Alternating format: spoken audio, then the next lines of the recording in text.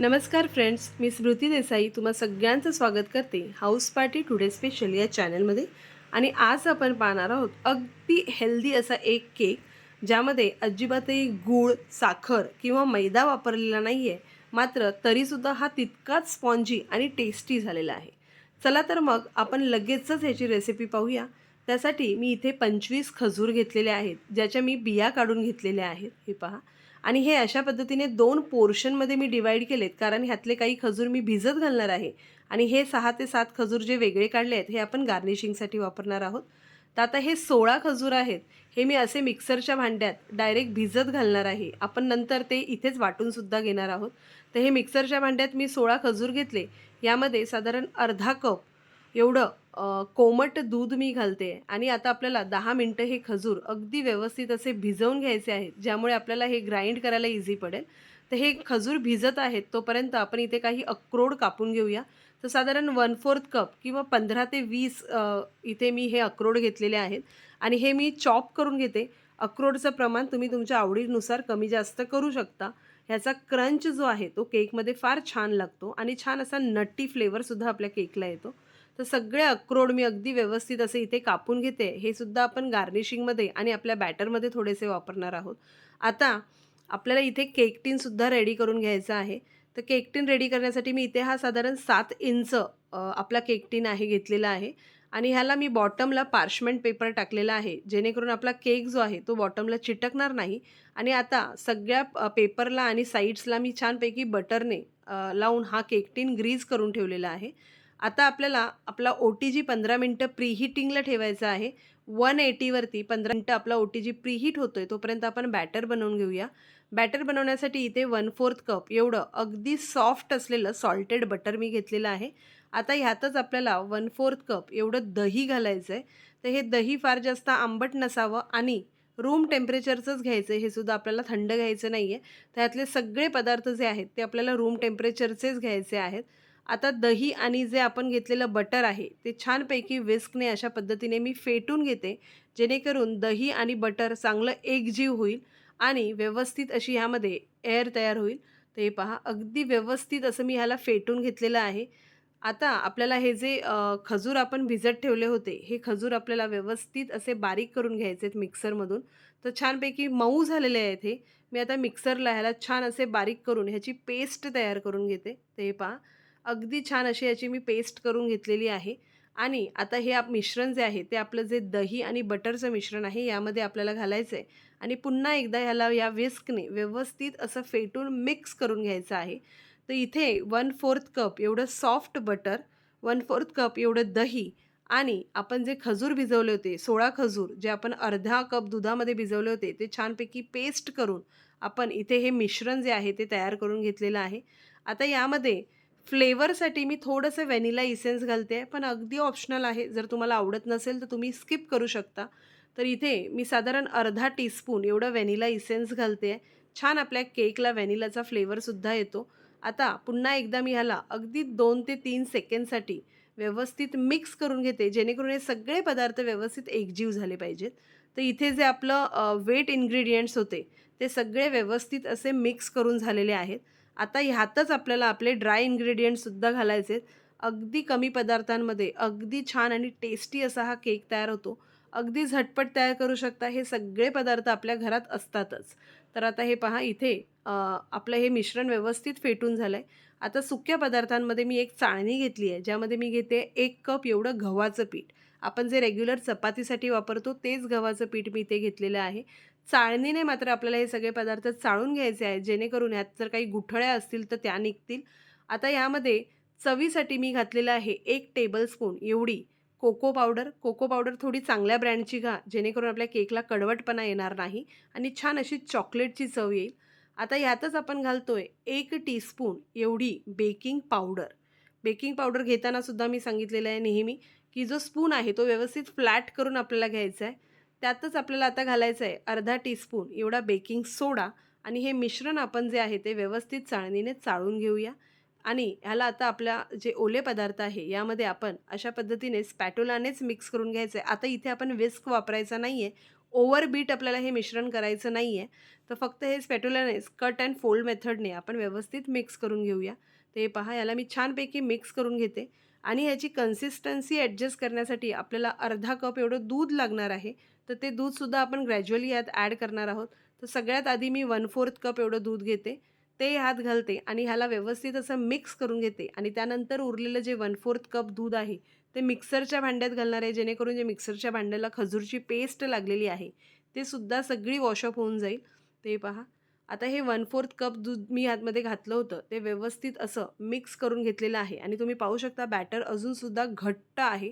तर अजून 1/4 कप मी इथे घेते आहे. टोटल हाफ कप दूध आपण खजूर भिजवण्यासाठी वापरलं आणि हाफ कप दूध आपण बॅटर बनवण्यासाठी वापरलं. तर पूर्ण 1 कप दूध आपण पूर्ण ह्या केकचं बॅटर बनवण्यासाठी वापरलेलं आहे. आता हे मिश्रण जे आहे ते अगदी व्यवस्थित आपण मिक्स करून घेऊया. हलक्या हातानेच आपल्याला कट अँड फोल्ड मेथडनेच हे मिक्स करायचं आहे. फार जास्त ओव्हर बीट करायचं नाही आहे. बऱ्याचदा केक फेल होण्याची ही बरीचशी कारणं असतात. मिक्सचर फार जे आहे ते ओव्हर बीट होणं किंवा तुमचे जे पदार्थ आहेत ते रूम टेम्परेचरवरचे नसताना फार गरम किंवा फार थंड असताना वापरणं, यामुळे आपला केक बऱ्याचदा फेल होतो. जर या टिप्स तुम्ही व्यवस्थित फॉलो केल्या तर अजिबातही केक तुमचा जो आहे तो फेल होणार नाही, मधून आत जाणार नाही किंवा चांगला डोमसारखा सुद्धा त्याला आकार येणार नाही. आता हे पहा, मिश्रण माझं व्यवस्थित मिक्स करून झालं. तर गार्निशिंगसाठी ठेवलेले जे खजूर होते त्यातले काही खजूर मी आता बॅटरमध्ये घालते आणि काही खजूर आपण वरून गार्निश करणार आहोत. तसेच काही चॉप केलेले वॉलनटसुद्धा मी यामध्ये टाकलेत आणि पुन्हा एकदा हे मिश्रण जे आहे ते या पद्धतीने स्पॅट्युलाने व्यवस्थित मिक्स करून घेते हलक्या हातानेच. आणि आता आपलं हे जे मिश्रण आहे ते इथे छानपैकी तयार झाले. तुम्ही पाहू शकता ह्याची कन्सिस्टन्सी जी असते ती अशीच घट्ट असते. फार फ्लोई किंवा रिबन कन्सिस्टन्सी आपल्याला नको आहे. तर ही कन्सिस्टन्सी अगदी योग्य आहे. आता हे सगळं मिश्रण जे आहे ते आपण ह्या केक टीनमध्ये काढून घेऊया व त्यानंतर ह्याला 1 ते 2 वेळा व्यवस्थित टॅप करून ह्याचा जो सरफेस आहे तो आपल्याला स्पॅट्युलानेच व्यवस्थित असा फ्लॅट करून घ्यायचा आहे. तर हे पहा, सगळं मिश्रण जे आहे ते मी केक टीनमध्ये काढून घेतलेलं आहे. आता ह्याला मी व्यवस्थित असं ह्या स्पॅट्युलानेच वरचा जो भाग आहे तो छानपैकी फ्लॅट करून घेते आणि 1 ते 2 वेळा ह्याला टॅप करूया, म्हणजे जी काही एक्स्ट्रा एअर यामध्ये असेल ती निघून जाईल आणि आपला केक जो आहे तो अगदी व्यवस्थित इव्हन बेक होईल. आपला OTG जसं मी तुम्हाला सांगितलं 15 मिनटं 180 वरती मी प्रीहीट करायला ठेवलेलं आहे. जर तुम्ही केक कढईमध्ये बनवणार असाल तर बॅटर बनवताना कढई गरम होण्यासाठी ठेवा. फास्ट गॅसवरती झाकण लावून त्यामध्ये एक स्टँड ठेवा आणि त्यानंतर केकचं बॅटर अशा पद्धतीने काढल्यावरती स्लो फ्लेमवरती आपल्याला कढईमध्ये हा केक बेक करायचा आहे. तो सुद्धा मी तुम्हाला पुढे रेसिपी दाखवते. आता ह्याला मी पुन्हा एकदा वॉलनट्स आणि जे खजूर आपण ठेवले होते गार्निशिंगसाठी ते घालून व्यवस्थित असं गार्निश करून घेतलेलं आहे आणि हलक्या हाताने फक्त जरासं मी ह्याला प्रेस करते, जेणेकरून हे सगळे वॉलनट्स आणि जे खजूर आहेत ते चिटकतील. आणि आता हा केक मी बेक करायला ठेवते. आपला केक इथे मस्तपैकी टीनमध्ये आपण घातलेला आहे आणि हा पहा मी बेक करायला ठेवलेला आहे. आता बेक करताना मी हा 180 वरती 40 ते 50 मिनिटामध्ये बेक करणार आहे. म्हणजे 40 मिनिटाच्या आधी मी OTG उघडणार नाही. 40 मिनिटानंतर OTG उघडून मी यामध्ये चॉपस्टिक घालून एकदा चेक करणार. जर केक तयार झाला असेल तर काढून घेईल किंवा उरलेले जे वरचे 10 मिनिटं आहे ते पुन्हा मी ह्याला बेक करण्यासाठी ठेवेल. तर हे पहा, ह्याला मी व्यवस्थित आता बेक करून घेते आणि बेक केल्यानंतर तुम्ही पाहू शकता हा केक छान राईज झालेला आहे. अगदी व्यवस्थित इव्हन बेक झालेला आहे. मी चॉपस्टिकसुद्धा इन्सर्ट करून पाहिली होती. अगदी व्यवस्थित आपला केक बेक झालेला आहे. तर आपला इथे हा जो डेट्स आणि वॉलनट केक आहे तो इथे रेडी झालेला आहे. हा मी तुम्हाला थंड झाल्यावर कटसुद्धा करून दाखवते. ते पहा, केक अगदी व्यवस्थित असा थंड झालेला आहे आणि तुम्ही पाहू शकता थंड झाल्यावरती ह्याचा जो रंग आहे थोडासा डार्कर झालेला आहे. आता ह्याला एकदा ह्याच्या ज्या साईड्स आहेत त्या अशा चाकूने मी लूज करून घेते आणि तुम्ही पाहू शकता किती इझिली हा डिमोल्ड होतोय.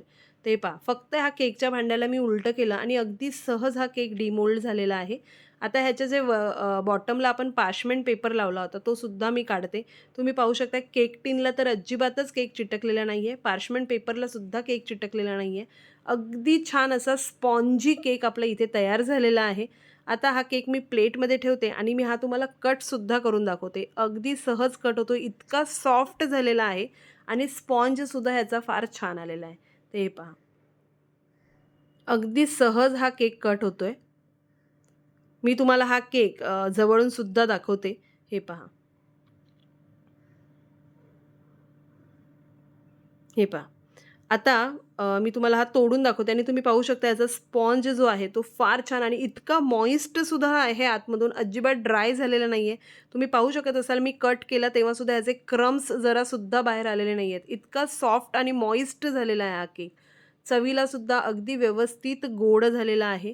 तर अशा पद्धतीने आपला हा डेट्स आणि वॉलनट केक इथे रेडी झालेला आहे. हाच केक कढईमध्ये कसा बनवायचा ते सुद्धा मी तुम्हाला इथे दाखवते. ते पहा मी इथे कढई फास्ट गॅसवरती गरम व्हायला ठेवली होती. बॅटर टीनमध्ये काढून घेतलेलं आहे आणि आता बॅटर टीनमध्ये काढल्यावरती मी खाली स्टँड ठेवलेला आहे. तिथे मी हे केकचं भांडं ठेवते. पुन्हा एकदा झाकण लावून आता मी फ्लेम पूर्ण स्लो केलेली आहे आणि स्लो फ्लेमवरती मला हा बेक करण्यासाठी साधारण 55 मिनिटं लागली होती. 55 मिनिटानंतरसुद्धा मी 5 मिनिटं झाकण असंच ठेवलं होतं गॅस बंद करून आणि त्यानंतर तुम्ही पाहू शकता मी तुम्हाला दाखवते. ही जी चॉपस्टिक आहे ती इन्सर्ट करून दाखवते. आपला केक जो आहे तो अगदी व्यवस्थित कढईतसुद्धा बेक होतो. तर हे पहा. अजिबातही चॉपस्टिकला हे बॅटर चिटकून आलेलं नाही आहे. आपला केक व्यवस्थित बेक झालेला आहे. तर अशा पद्धतीने तुम्ही कढईमध्ये सुद्धा हा केक अगदी सहज बनवू शकता आणि जर तुमच्याकडे OTG असेल तर OTGमध्ये सुद्धा तुम्ही हा केक अगदी सहज बनवू शकता.